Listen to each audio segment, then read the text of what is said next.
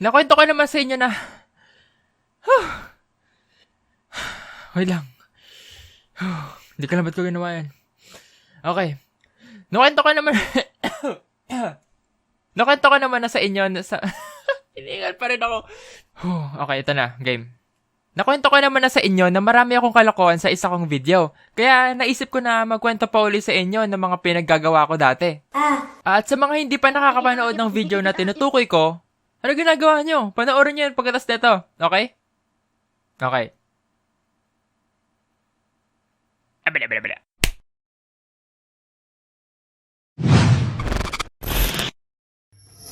Okay, saan ko ba ito sisimulan? Wait nga, titignan ko ang listahan ko para mas maayos tayo dito. Okay, okay, ito. Sinabi ko naman na sa inyo na mahilig ako manggulat noon, di ba?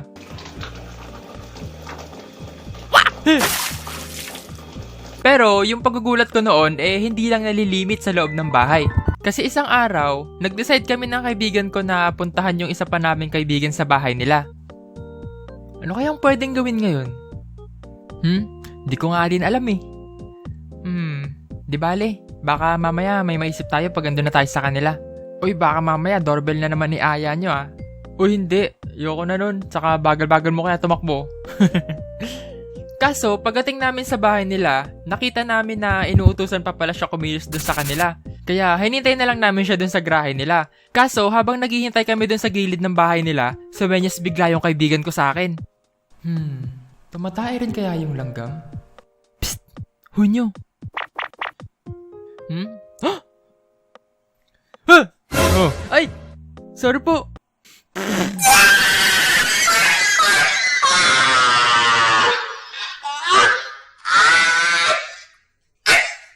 Ayun, tatay pala ng kaibigan ko yung dumaan, kaya ako yung mas nagulat kasi nawawmali pala ako. Tapos yung kaibigan ko naman na sumenyas, tawang-tawa talaga siya sa akin kasi napahiya ako. May time din pala dati na nung hindi pa kami nakakalipat dito sa bahay namin, na bisita-bisita lang kami dito tuwing Sabado-Linggo. Kaya yung mga kapitbahay namin, alam na wala talagang tao dito sa bahay namin. Kaya isang gabi, habang naglalaro kami ng PSP ng pinsan ko, nakita ko na may magnanay na lumabas dun sa bahay nila. Saka napansin ko na busy yung mama ng bata na makipag-usap sa phone at yung bata naman naglalaro-laro lang siya dun sa labas.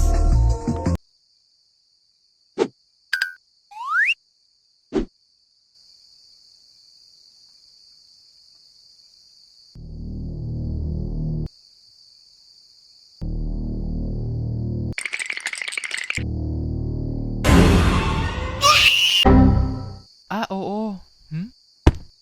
Tawang-tawa talaga kami nun dahil sa reaksyon ng bata, kaya pagdating ng umaga, nakita niya kami na lumabas ng bahay kaya sabi niya sa amin, "Hoy, kayo yung kagabi ah! Nakita ko kaya kayo, nananakot nga isa sa inyo eh." Di na namin siya tinignan nun pero natatawa pa rin talaga kami nun kasi naalala namin yung mukha niya nung natatakot siya nung kinagabihan. Okay, ito naman. Alam kong hindi lang ako yung guilty sa ganito kasi alam niyo ba yung Marie? Yung iconic na biskwit ng mga baby noon, ewan ko lang kung hanggang ngayon yun pa rin ba yung sikat sa mga baby Kaya comment nyo na lang yun dyan sa comment section para malaman ko kung yun pa rin ba. Kasi imbis na ibigay nyo sa kanila yung biskwit na yun para makain nila, kayo pa yung pumapapak ng biskwit nila. Kaya ending, halos kayo na yung makaubos ng biskwit na binili sa kanila ng nanay nila imbis na sila.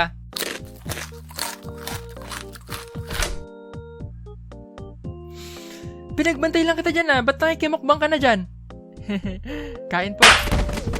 Saka speaking pala ng bata, yung pinakabata kasi naming pinsan noon, meron siyang CD na may video niya na kumakanta siya sa isang event na pinuntahan nila. At lagi niya yung pinapanood sa umaga ng paulit-ulit, tapos ang lakas pa ng volume. Kaya pagdating ng umaga, halos yun na ata yung nagiging alarm ko noon.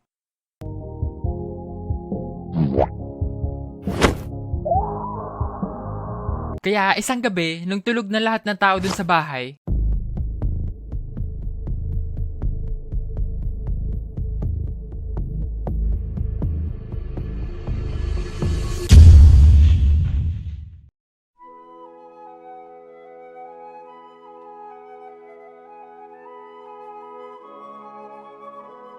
kaya pagsapit na umaga, ang sarap ng gising ko. Walang maingay, walang nagpapatugtog, Wala akong ibang narinig, puwera lang sa pinsan kong umiiyak na kasi di daw niya mahanap yung CD niya. Kaya kinuha ko na sa pinagtaguan ko yung CD para makita niya. Pero alam ko yung iniisip ng iba sa inyo. Sinasabi niyo na, di maingay pa rin yun kasi naiyak yung pinsan mo. Oo, pero di kasing ingay nung pinapatugtog niya tuwing umaga. Gets? At syempre, hindi ko makakalimutan yung mga kalokohan namin ng mga kaibigan ko. At ito yung ilan sa mga naalala ko. Syempre, pagkatapos ng tanghalian, sunod na pinapagawa sa atin ng magulang natin, patulugin tayo pagdating ng hapon. At kilala nyo naman ako. Ayaw na ayaw kong natutulog tuwing hapon. Kaya tumakas ako noon para puntahan yung bahay ng kaibigan ko.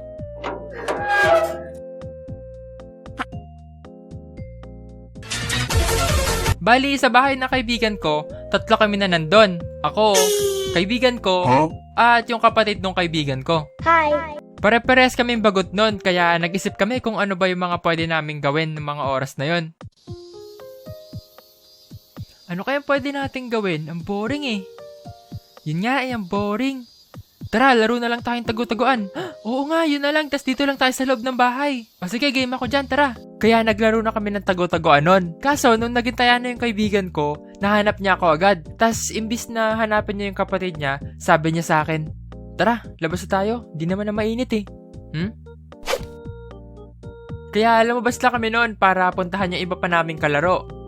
Uy, ba't di mo hinahanap yung kapatid mo? Doon pa naman yung nagtago sa taas ng lalagyanan niya ng gamit. Nako, yaan mo na yun. Ang init pa naman doon. Kaya ayun, pagpunta namin sa bahay ng kaibigan namin, nanungkit kami ng mangga habang yung kapatid naman ng kaibigan ko, ewan ko kung andun pa rin ata sa bahay nila, pawis na pawis nakakatago. Huwag kayong mag-alala kasi kinabukasan, nakwento ng tropa ko sa akin na nakita daw ng lola niya yung kapatid niya kaya pinatulog na lang nung hapon na yon. Ay, pag naalala ko yun, natatawa pa rin talaga ako eh. Saka kayo alam kong may mangilan-ngilan din sa inyo na pag nagbibilang na yung taya sa tagu-taguan, minsan, imbis na magtago, umuuwi na kayo. Kasi kahit kami, gawain namin yun eh. Yung madilim na at alam nyong konting saglit na lang papauwiin na kayo ng mga magulang nyo. Kaya pag nagbilang na yung taya, magsisimula na kayong magsabi ng, uy tara, uwi na tayo, hayaan mo na siya magbilang. Oo nga, tara na, hayaan mo na yan. 28, 29, 30. O kaya, game na. Nasan kaya kayo nagtatago? O diba? Kaya alam kong kahit kayo dyan, alam kong guilty kayo sa mga gantong gawain eh. Bukod pala sa pinsan ko na lagi kong kasama sa mga kalokohan, yung kaibigan ko pala kanina na pinuntahan ko sa bahay nila, siya rin yung isa sa mga madalas kong kasama sa mga trip. Kasi dati, nung mga bata pa kami, may trip kami na kumuha ng papel at pentel pen. Tapos, susulatan namin yun ng kung ano-ano. Sabay, ididikit namin sa kung saan-saan dun sa lugar namin. Pinaka naalala ko nga dun yung nagsulat kami ng ice for sale sa papel tapos dinikit namin sa isang random na bahay dun sa lugar namin. Sabay, takbo palayo kasi baka mahuli kami sa ginagawa namin. Pero pagkakatanda ko, isang summer lang namin yun ginawa tapos hindi na kami umulit. Kaya para sa inyo na nagpaplano na gayahin kung ano yung trip namin dati, wag nyo nang gawin kasi baka mahuli lang kayo at saka hindi yun maganda. Okay? Okay.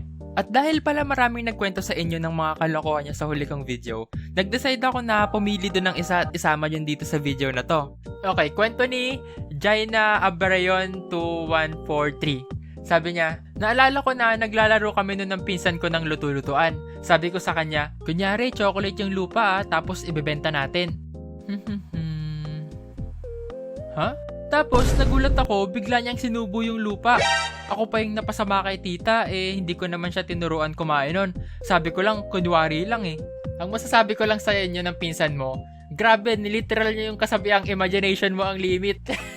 Kasi naglaro din naman ako ng lupa dati pero hindi naman sumagi sa utak ko na kainin yon. Kaya Jaina Abarion 2143, sana okay lang yung pinsan mo. At huwag niyo na sana yun ulitin. Okay? Kaya ayun, hanggang dito na lang ulit. Saka magkwento pala ulit kayo sa comment section ng mga kalokohan nyo kasi natutuwa talaga ako sa mga pinagko-comment nyo. Kaya ayun, maraming salamat ulit sa panonood. Huwag nyo kalimutan mag-like, comment, and subscribe. Kaya see you sa mga susunod pang videos. Bye! Ado AA.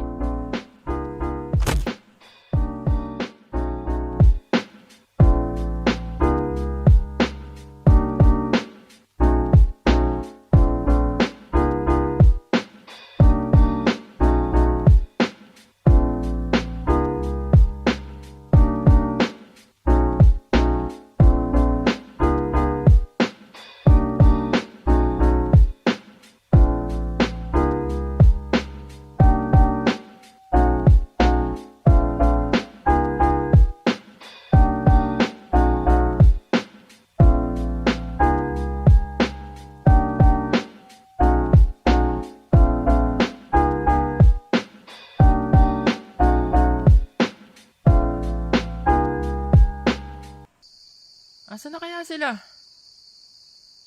Ay, umuwi na naman ata sila.